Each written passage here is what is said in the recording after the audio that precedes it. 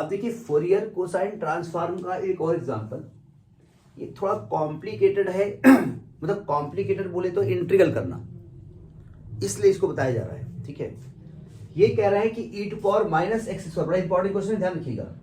E to power minus x square का Fourier cosine transform ज्ञात करिए। अच्छा, क्योंकि फंक्शन को इन्होंने कहीं ब्रेक नहीं किया कि इधर से इधर के बीच फंक्शन कुछ है, हमेशा यही फंक्शन रहने वाला है, तो आपको डायरेक्ट यहाँ वैल्यू रखना है। ठीक है, जरा देखिए सोल्यूशन, सावधान। हम Fourier cosine transform F x का निकालने जा रहे हैं। एफ एक्स यहां पर सी लिखेंगे, यानी ये आएगा एफ सी एस। फॉर्मूला क्या होगा, 0 से infinity F X into cos X D X is equal to 0 से infinity E to power minus x square into cos, actually आदत कॉज एक्स लिखने की है, cos S X, cos S x D X. सावधान, यहां थोड़ी सावधानी बरतना पड़ेगा। देखो ध्यान से, हमें इसकी वैल्यू निकालनी है ना, इसकी निकालनी है ना, तो अब बार बार हम एफ सी एस नहीं लिखना चाहते हैं, तो इसको हम फिलहाल आई मान ले रहे हैं कि आई बराबर, ये क्वेश्चन नंबर 1 डाल दो, इसमें वैल्यू रखनी है बाद में, हमने इसको आई मान लिया। I is equal to integral 0 से infinity E to power minus x square cos S x D X, हमको आई हमने मान लिया। ठीक है, इसका कोई क्वेश्चन नंबर डाल दो, स्टार डाल दो। देखो ध्यान से, सावधान। अब यहां पे लफड़ा है, हम कैसे इसको करेंगे, देखो ध्यान से। आईलेट अगर हम लगा दें तो इसको आईलेट के हिसाब से आईलेट, तो ये है आपका ट्रिग्नोमेट्रिकल, ये है आपका एक्सपोनेंशियल, तो नियमता हमको इसको इंटीग्रेट करना पड़ेगा e to power minus x square, और इसको डिफरेंशिएट करेंगे। लेकिन ये भाई साहब कभी इंटीग्रेट होने से नहीं, क्योंकि ये बताइए, जब हमको e to power minus x square का इंटीग्रल करना पड़ेगा, तो क्या इसका इंटीग्रल कर सकते हैं आप? सिंपली बुरे, हमको खुद ही नहीं मालूम कर सकते नहीं कर सकते। क्यों नहीं कर सकते भाई? इसलिए नहीं कर सकते कि जब इसका इंटीग्रेट करेंगे तो भैया हमें इसे टी मानना पड़ेगा, और जब हम माइनस एक्स स्क्वायर को टी मानेंगे तो इसका डेरिवेटिव आएगा 2x dx, जो कि यहां प्रेजेंट नहीं है। यानी अगर यहां x हम कहीं से ले आवे, अगर यहां पर x मल्टीप्लाई में कहीं से ले आवे, तो इसका इंटीग्रेट हो सकता है। बात समझ में आई नहीं आई? अब हमें फिलहाल यहां प्रोडक्ट रूल दूर दूर तक दिख नहीं रहा है। ठीक है, तो अब उस x को इनटू में यहां लाना पड़ेगा। तो आप कहेंगे वेरी सिंपल, x का मल्टीप्लाई कर दो, x से डिवाइड कर दो, तो x का मल्टीप्लाई कर दोगे, x कोई कांस्टेंट थोड़ी है, वो तो वेरिएबल है। अगर मल्टीप्लाई करोगे तो डिवाइड वाला x कहां ले जाओगे? तो उस x को इंट्रोड्यूस करने के लिए हम क्या करते हैं, इस इक्वेशन को s के रेस्पेक्ट में डिफरेंशिएट कर देते हैं। Differentiating equation star with respect to s। जरा सावधान, ये है di/ds, अभी बात पकड़ में आ रही है, देखो ध्यान से। अब प्रॉब्लम यहां पर है कि आप s के रेस्पेक्ट में इंटीग्रेट डिफरेंशिएट कर रहे हैं, देखिए ध्यान से, और s के रेस्पेक्ट में करेंगे, जब यहां पहुंचेंगे, यहां x खुद ही वेरिएबल है, नहीं है भाई। जिसके रेस्पेक्ट में आप डिफरेंशिएट या इंटीग्रेट करते हैं उसको वेरिएबल माना जाता है। तो यहां पर x खुद ही वेरिएबल है, तो कहेगा भैया हम खुद ही वेरिएबल है, s कहां से घुस गया? तो हम कहे हम तो भैया डिफरेंशिएट करेंगे s के रेस्पेक्ट में, आप हुई वेरिएबल है। हम तो आज पनीर खाएंगे, हम तो खाएंगे, आप खाओ दाल चावल। तो x कहेगा ठीक है, आप s के रेस्पेक्ट में करोगे, आप पार्शियल कर दो, तो यहां पार्शियल करना पड़ेगा। तो देखो ध्यान से, डाइट कर रहा हूं मैं, 0 से इन्फिनिटी, हम क्या करेंगे, e to power minus x square को नहीं छेड़ेंगे, हम डेवर बाय डेवर s कर देंगे कॉज एस एक्स का, इसको हम कर देंगे, और इंटू डी एक्स कर देंगे। भाई हम कहेंगे ठीक है, s के रेस्पेक्ट में है, तो जो s आपके घर में है उसको हम मारेंगे। चलिए आप किनारे हो जाओ, तो हमने x को अलग कर दिया। तो देखो ध्यान से, इंटीग्रल 0 से इन्फिनिटी, अब देखिए कॉज एस एक्स का s के रेस्पेक्ट में पार्शियल डेरिवेटिव क्या होगा, minus x sine s x होगा इंटू डी एक्स होगा। अब बताओ x इंट्रोड्यूस हो गया, लेकिन भैया x इंट्रोड्यूस हुआ तो है, लेकिन यहां पर i नहीं, यहां क्या चलेगा, di/ds चलने वाला है, ये ध्यान रखिएगा। ठीक है, तो अब इसको दोबारा नोट कर लीजिए, यानी इसको ऐसे करिए, इस माइनस एक्स का इस्तेमाल किसके साथ करेंगे, e to power minus x square साथ, यानी ये आएगा minus x e to power minus x square और into sine s x D x, और ये 0 से इंफिनिटी। अब समझ में आई बात नहीं है,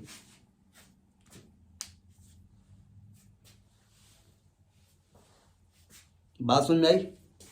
तो इसको ऊपर नोट कर लीजिए कहीं, इस क्वेश्चन नंबर स्टार को याद रखिएगा, अभी हम रख किए दे रहे हैं फिलहाल, मतलब ये चीज दोबारा आने वाली है कहीं ना कहीं से, आई यही निकालना था ना हमको यही निकालना है ना, तो जहां पर ये चीज दोबारा आ जाएगी उसको हम आई लिख देंगे और यही मेरा आंसर होगा, इसको दिमाग में रखिएगा। ठीक है, अब इसको di/ds को ऊपर करिए। अब आप कहेंगे वहां तो आप पार्शियल डेरिवेटिव कर रहे हैं, वो पार्शियल इसलिए हुआ वहां 2 वेरिएबल आ गए, तो ये आ गया आपका इंटीग्रल 0 से infinity minus x e to power minus x square into sine s x D x. जरा समझने की कोशिश करो,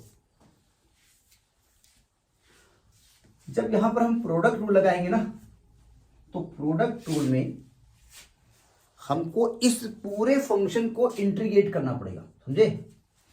तो ऐसा करो, इसका इंटीग्रल अलग से निकाल लो, इसको एक क्वेश्चन नंबर मत डालो कुछ, इसका इंटीग्रल अलग से निकाल लो, बार बार उसको इस्तेमाल कर देंगे हम, क्योंकि बार बार हमको टी एज्यूम करो, ये एज्यूम करो, तो हम यहां इसका इंटीग्रल किए ले रहे हैं, integral minus x e to power minus x square d x, इसका इंटीग्रल किए ले रहे हैं।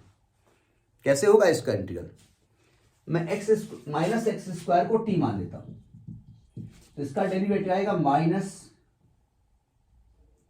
2x dx बराबर dt, और यहां पर माइनस एक्स dx है, तो इसकी वैल्यू आएगी dt/2, तो ये आने वाला है 1/2 e to power t dt, यानी कि 1/2 e to power minus x square. समझ में बात नहीं है, यानी जहां पर आपको इस फंक्शन को इंटीग्रेट करना पड़ेगा वहां डायरेक्ट लिख देंगे 1/2 e to power minus x square.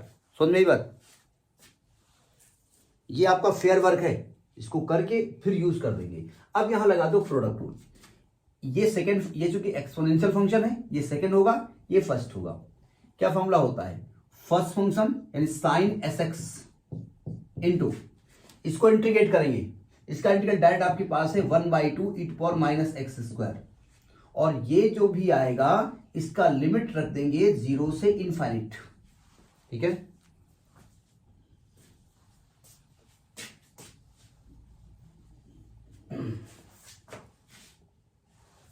उसके बाद माइनस, इसको डिफरेंशिएट करेंगे, साइन एस एक्स का डिफरेंशिएशन क्या होगा, cos S x upon x upon s, इसको डिफरेंशिएट करेंगे, इसको इंटीग्रेट करेंगे तो आएगा e to power minus x square by 2 का होल इंटीग्रेशन 0 से इंफिनिटी डीएक्स। ये बात पकड़ में आ गई, ये सही लिखा है कॉस एस एक्स पान एस,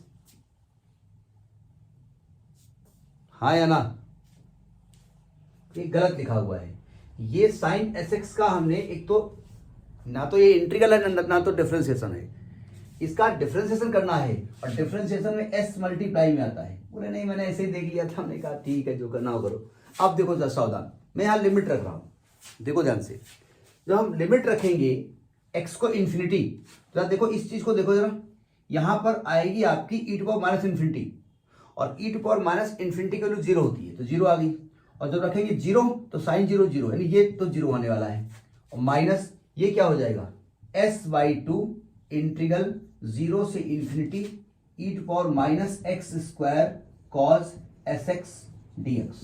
ठीक, नोट कर लीजिए जरा इसको, यहां जरा नोट कर लेते हैं दोबारा इसको, तो ये आने वाला है -s/2 इंटीग्रल 0 से infinity e to power minus x square cos S x d x. इसको देख के कुछ पहचान में आ रहा है आपको,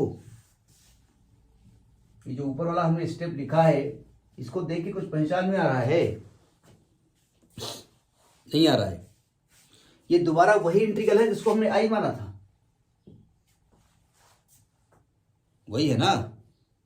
तो यानी कि इसको लिखा जाता है d I by d s बराबर minus s by two into I using equation star, क्योंकि इक्वेशन स्टार में ऐसा कुछ ड्रामा हम लिख चुके हैं। अच्छा, इसको देख के कुछ समझ में आ रहा है? ये एक डिफरेंशियल इक्वेशन है, ये एक डिफरेंशियल इक्वेशन है। इसको वेरिएबल सेपरेबल से सॉल्व कर लो तो d I upon I is equal to minus s by two d s, इसको इंटीग्रेट कर दो। It is a differential equation d s. D I by I का इंटीग्रल क्या होगा? डी आई बाई आई का इंटीग्रल होगा log I, log I. और base क्या होता है? बेस लिखने की जरूरत नहीं है, बेस ई होता है हमेशा। एक बात ध्यान रखिएगा, स्टैंडर्ड बुक्स में या कॉम्पिटिटिव एग्जामिनेशन में हमने बताया था कि जहां पर बेस ई होता है लॉग में, वो लॉग ना लिख करके एल एन लिखा जाता है। एल एन बोले तो नेचुरल लॉगरिथम, तो ये ध्यान रखिएगा। लेकिन आप लॉग लिख सकते हैं, लॉग आई बराबर माइनस 1/2 रहेगा, एस का integral S square by two यानी एस स्क्वायर बाई 4। अब एक कांस्टेंट भी लिखना पड़ेगा लॉग सी, मैं मान लेता हूं इसको, बेस ई रहेगा। बेस कैलकुलस में ना भी लिखते हैं, बेस ई माना जाता है। इस लॉग सी को इधर ले आओ, तो हमको आई निकालना है। लॉग आई टू बेस ई बराबर माइनस लॉग सी, हम बेस नहीं लिख रहे हैं, बेस ई अंडरस्टूड है, is equal to minus s square by 4। Log m minus log n, log m upon n, ये हो जाएगा log I by c is equal to minus s square by 4। जब log हटाएंगे तो आप इसको exponential form में लिखना सीखे हैं, आई बाई सी बराबर e to power minus s square by 4। तो ये यहां लिखे देने हैं, आई की वैल्यू हो गई c into e to power minus s square by 4। इसको एक क्वेश्चन नंबर कोई डाल लो, इसको एक क्वेश्चन नंबर कोई डालो। मैं एक क्वेश्चन नंबर इसको डाल देता हूं 2, ठीक है। यही आपका आंसर। समझ में यही बात नहीं आई? हो गया?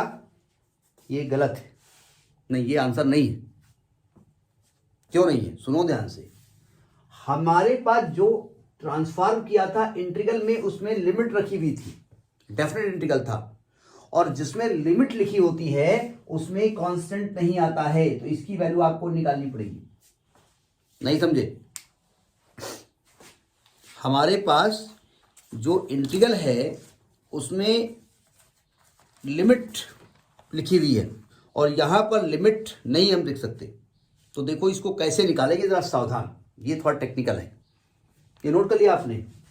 अब इसके लिए जो हम रब कर चुके हैं उसका भी हमको इस्तेमाल करना पड़ेगा, तो फिर हम बैक से लेके आएंगे उसको।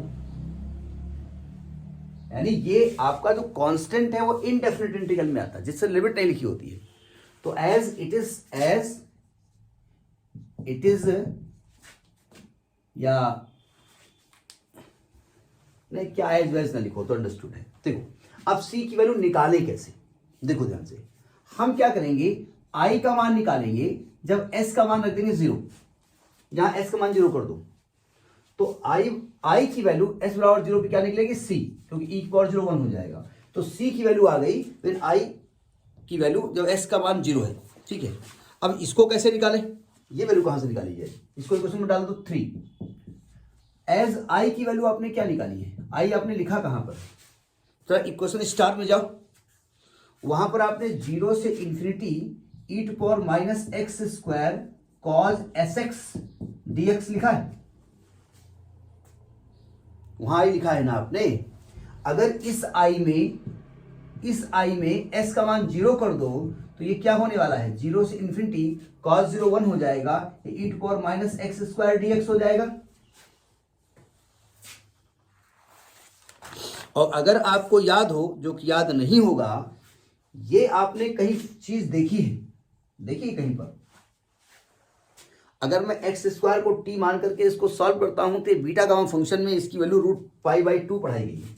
ये √π/2 होती है, इसकी वैल्यू डायरेक्ट आपको याद करनी पड़ेगी। हम कुछ स्टैंडर्ड रिजल्ट भी बताएंगे बाद में, जिसको याद करके डायरेक्ट आप लिखेंगे। ये रूट पाई बाई 2 होती है, तो इसकी वैल्यू उठाओ, यहां इक्वेशन 3 में रख दो। तो बाई इक्वेशन 3 क्या मैं कह सकता हूं सी का मान रूट पाई बाई 2 आने वाला है। इसको उठाओ और इक्वेशन नंबर आप, ये पूरे में है रूट,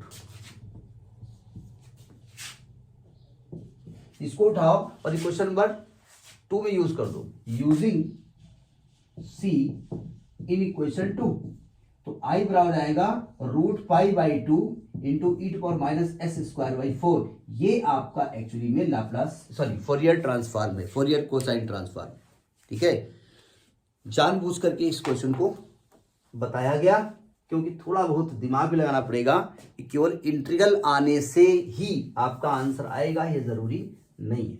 ठीक है।